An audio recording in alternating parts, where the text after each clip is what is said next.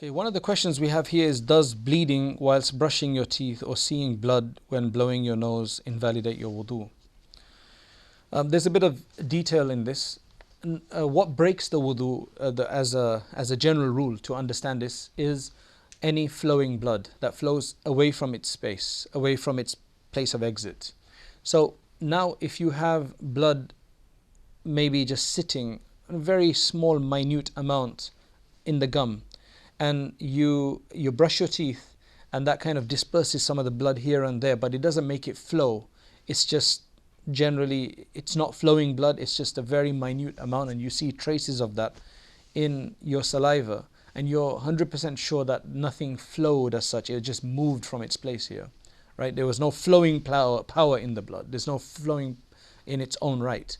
Then in that case your wudu is not broken. However, my understanding of the teeth, very difficult from the nose, is that when you do brush, it actually, one of the reasons why you bleed is because it's some kind of either gum disease or some kind of plaque buildup or something, and because of that, when you actually start brushing, it does disturb some of the blood vessels there, and it does flow.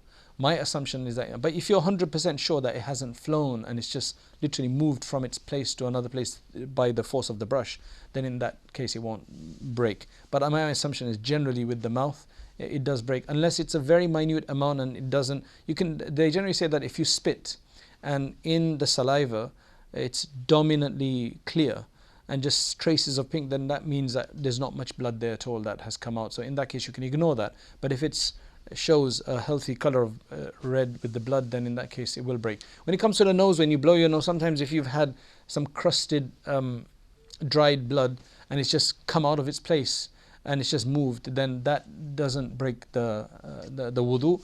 However, if you break disturb another blood vessel or something and it actually starts flowing and then it comes out, then that would break it. So if it's just traces that don't, for example, if a person was using a toothpick or one of those a floss or something, and then they put it between their teeth and it just took some of the blood that was there and nothing flowed, because when you start spitting and nothing came out in your saliva, then your wudu would not be broken.